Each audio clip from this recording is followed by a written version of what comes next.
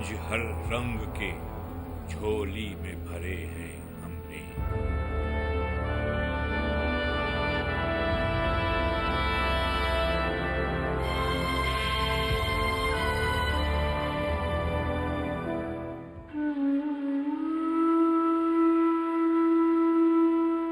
बचपन में तकरीबन सैर करने के लिए ज़्यादा इसरार करता था, ये भाई मुझे साथ लेकर जाता था।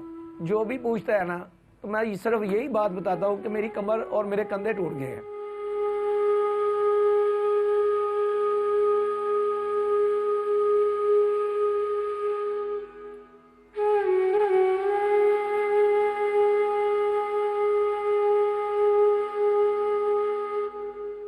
अब्बू शहीद हो गया और अम्मी की तबीयत बहुत ज़्यादा ख़राब है और एक बाजू का उन्हें फालिज हो गया है, ये वाले बाजू का ज़ुबान पे भी जो है फालिज का अटैक आ गया, तो वो बोल नहीं सकती।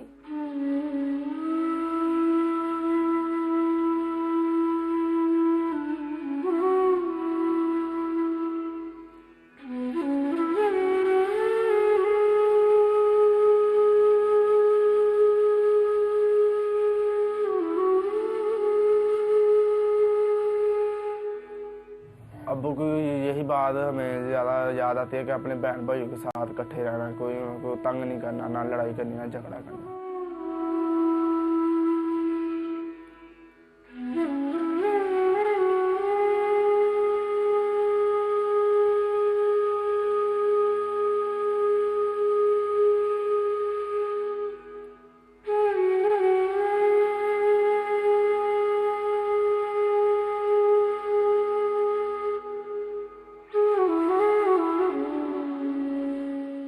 सदमे के मारे गुंग होना शायद इसी को कहते हैं। सदमा 6 अफराद के जान से गुजर जाने का। बहुत दूर की बात नहीं कि जब इस घर के दरो दीवार इनके कहकों से गूंजते थे, मगर आज सिर्फ एक सुकूत है, एक ऐसी खामोशी जो जानलेवा है। आंखें गुफ्तगू करती हैं और उन 6 अफराद का नोहा पड़ती हैं जो एक दहशतगर्दी का शिकार होकर मनो मिट्टी तले सो गईं। बिलाखिर भाभी अपना सुहाग भी लुटा चुकी। कौसर परवीन अब बोल नहीं सकती।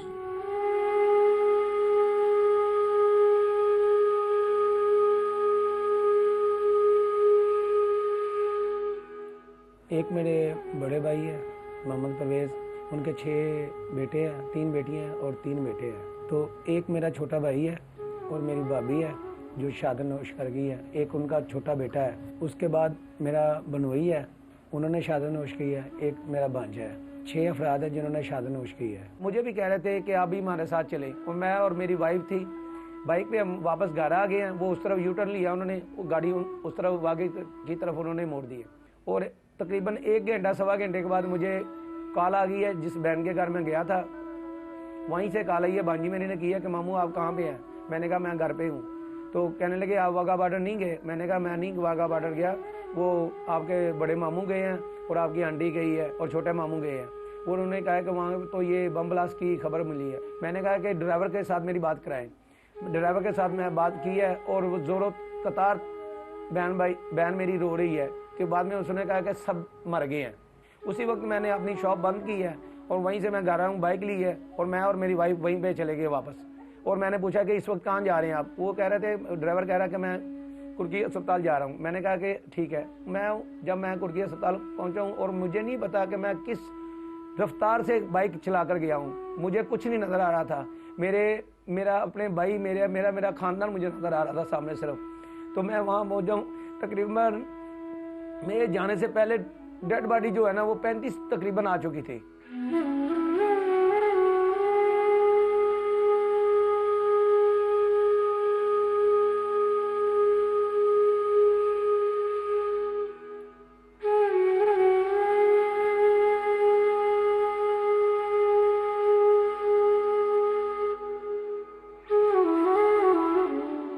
नवंबर सन 2014 यानी ये साल गुजरते गुजरते भी बहुत से घरानों को दुख दे गया। अगर सोच होती, दिल होता, जहन होता तो गौर करता वो आदमी कि किस आग में खुद को झोंक रहा है और इंतकाम किन से ले रहा है, उन बच्चों से जिनका कोई कसूर नहीं।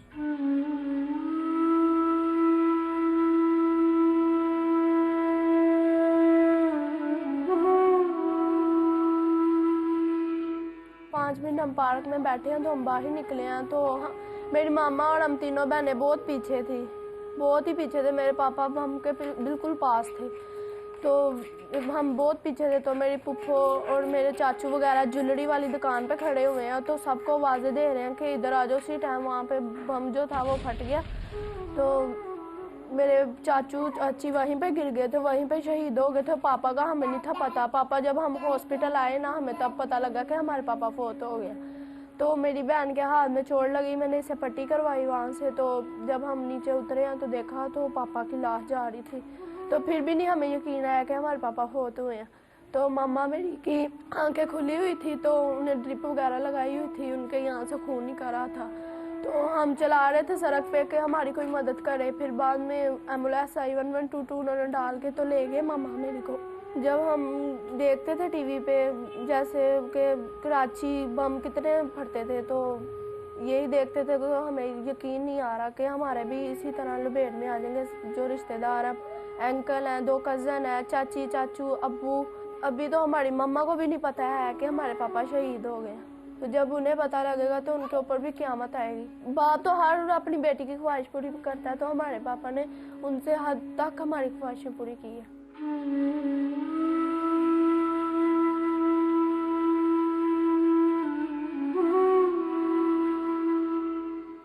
वाघा बॉर्डर लाहौर में एक दहशतगर्दी का वाक़या पेश आता है और एक स्याह तारीख लिखी जाती है। नवंबर सन 2014, आलिया टाउन के रिहायशी 2 भाई अपने खानदान के साथ वहां मौजूद होते हैं। हादसा गुजरने के बाद लोगों ने देखा कि दोनों भाई अपने प्यारों के साथ जिंदगी की बाजी हार जाते हैं।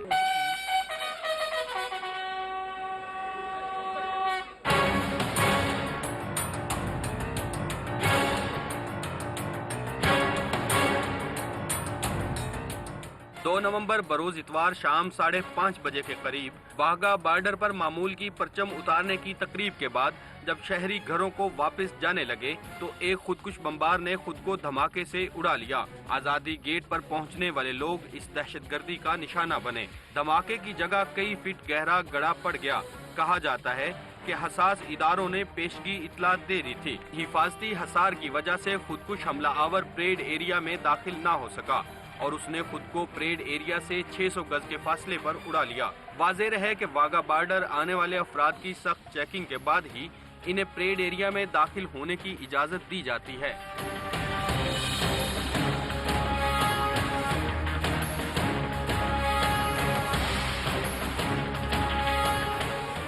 हम 3 भाई पार्किंग के पास आ गए थे गाड़ी, तो पीछे से बम ब्लास्ट की आवाज़ आई है। तो वो हम ज़िंदगी में पहली दफ़ा ही गए थे, तो कहते थे रिंजी साल ने ना जान कर किया कि आवाम यहाँ से निकल नहीं रही।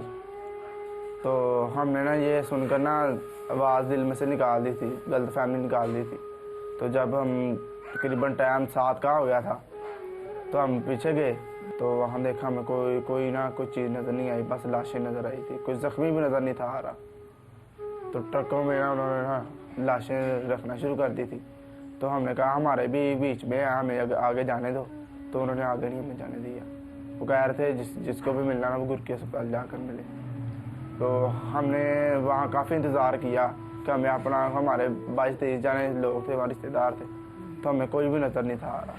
उनका ये वाला हाथ नहीं काम करता, ये वाले हाथ से ही बात करती हैं वो। इशारों से? हाँ जी, और मामा बस कहती हैं। मामा।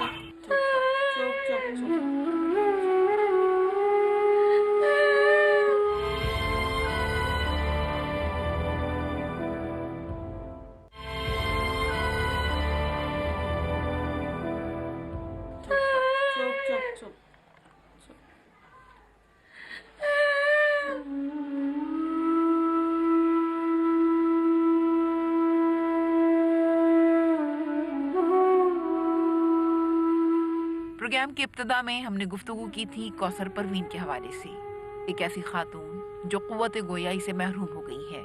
इसकी वजह एक दहशतगर्दी है। कौसर की आंखों में अपने प्यारों के लिए मोहब्बत खास तौर पर देखी जा सकती है और अपने शरीक हयात परवेज के लिए भी, जो अब इस दुनिया में नहीं रहे। वो कहते थे मैं कब तुम फर्स्ट या सेकंड आओगे तो मैं यहाँ ये साइकिल वगैरह लेकर दूंगा। अच्छा, अम्मी कभी डांटती थी आपको? अम्मी का हम शरारत कोई करे तो फिर अम्मी डांटती थी। आपने अम्मी को देखा है, अभी जाकर अम्मी से मुलाकात होती है? क्या है अम्मी के साथ, क्या हुआ उन्हें? वो उनको ना ज़ुबान पे बल भी पड़ा और ये उनका ये वाला हाथ नहीं काम करता, ये वाले हाथ से ही बात करती हैं वो इशारों से? हाँ जी, और मामा बस कहती हैं। क्या कहती है? मामा। हम तो वैसे जा रहे थे, हम तीनों बहनें पीछे ही थी, तो मेरे पापा कहते मैं गाड़ी लेके आता हूँ, आप चलो। तो हम जा रहे हैं तो बम फट गया।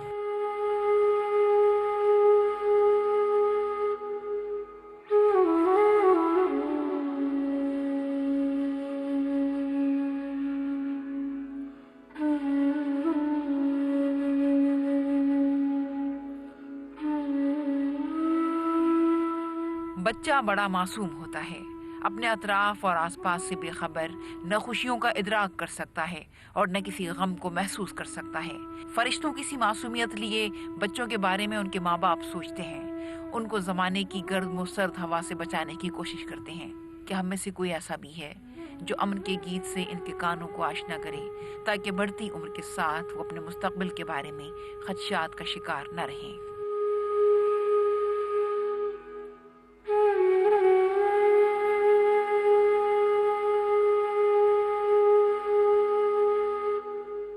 छोटे से दुरिया छोटे छोटे बूर, सर पे चुनरिया दोटे बाला सूर, नसर में पड़ती चाप मार पिटती, हाय हाय धरती बाय बाय धरती।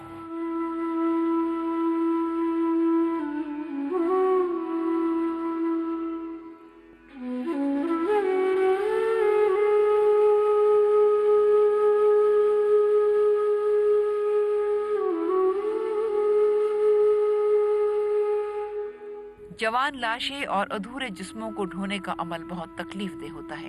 ये तो वही जानता है जिस पर बीतती है। लोग सोचते हैं कि अब वो कहाँ जाएं, जहाँ साया अमन तलाश करें। अब तो अपने आप से भी डर लगता है कि कहीं मेरा आईना मुझे तबाह करने के लिए मेरे मुकाबिल तो नहीं।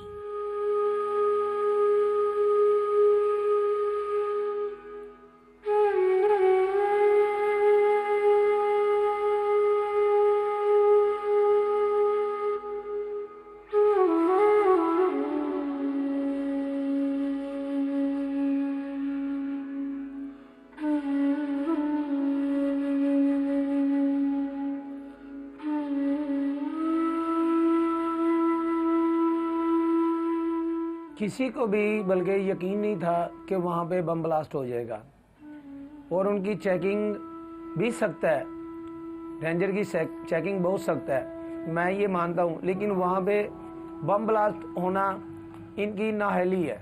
मैं कोशिश करूँगा आइंदा मैं वहाँ पे ना जाऊँ, क्योंकि मेरा खून वहाँ पे गिरा है, मेरे भाइयों का मेरा खून गिरा वहाँ पे मुझे वो ताज़ा दम हो जाऊँगा, हो जाते हैं वो जख्म मेरे। और मैं गया भी हूँ तो मैं बहुत ही ज़्यादा वहाँ पे रोया हूँ कि यहाँ पे मेरी भाभी गिरी होगी, या मेरे भाई यहाँ पे गिरे होंगे, या मेरा बनोई या भांजा मेरा या छोटा मेरा भतीजा कहाँ पे गिरा होगा, कैसे होगा। मुझे इंतहा से ज़्यादा जो इतना मुझे रोना आता है, इतना रोना आता है। तो और मैं तो तकरीबन अब मिनट में जब भी मैं इन यतीम बच्चों को देखता हूँ मैं तो सिर्फ रोता हूँ। जो काफिर है ना उसके दिल में भी रहम आ जाएगा कि मैं ये क्या काम करने लगा हूँ।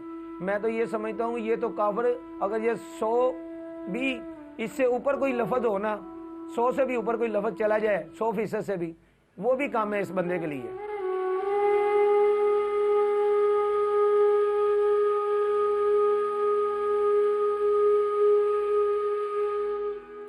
एक बेटा अफसुर्दा है, दहशतगर्दी ने बाप, चचा और करीबी अजीज छीन लिए, तो दूसरी तरफ माँ भी अब इनसे शिकवा नहीं करती, बल्कि शिकवे के लिए वो लफ्ज इस्तेमाल करने से महरूम हैं। आखिर हमें कब ख्याल आएगा कि हमें जिंदगी को बचाने के लिए अमन का पैगाम आम करना है।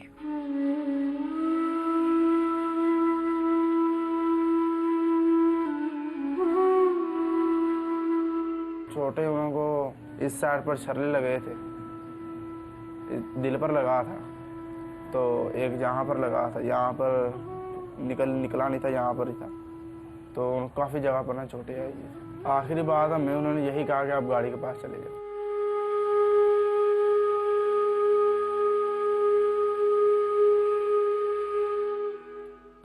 हम तब वापसी में आ रहे थे ना, पापा जा रहे थे, आधे बोल रहे है भारत में बैठ जाते हैं।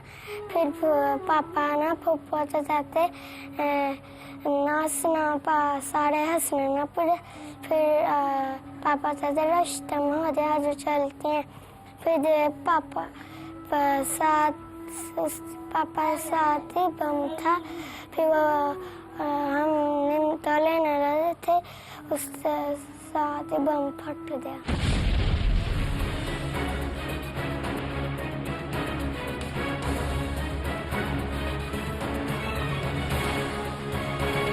वाघा बॉर्डर पर होने वाले धमाके ने जहां सैकड़ों इंसानों को निगला, वहां कई जहनों पर सवालात भी नक्श किए कि क्या इस जगह पर भी दहशतगर्दी का कोई वाकया हो सकता है कि जहां जा बजा उकाबी निगाह रखने वाले पहरेदार खड़े हैं जो अपनी जान पर खेलकर इंसान और नामूस से मुल्क मिल्लत को बचाने का अहद करके पहाड़ की तरह खड़े हैं।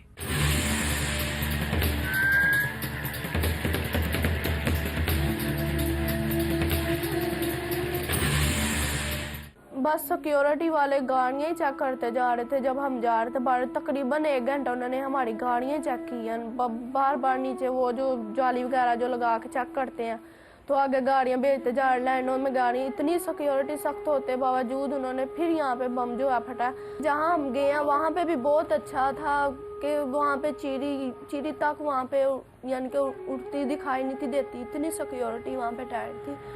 तो जब धमाका फटा है तो हमारी मदद के लिए भी वहाँ कोई नहीं था। तो मेरी मामा के मसल यहाँ से खून निकल रहा था, यानी कि जिस तरह फुहारा नहीं होता इस तरह यहाँ से खून निकल रहा था। तो 2 आदमी आए, उन्होंने यहाँ पे अम्मी का दुपट्टा रखा है। बाद में एम्बुलेंस आई है, तकरीबन 20 मिनट बाद एम्बुलेंस आई है, तो उन्होंने बीच में डाला तो ले गया। अब्बू शहीद हो गया और अम्मी की तबीयत बहुत ज़्यादा ख़राब है। तो काम बड़ी बहन मैं ही हूँ और मैंने ही घर के काम करने हैं। तो स्कूल मेरी ख्वाहिश है कि मैं पढ़ूँ भी और घर का काम भी करूँ।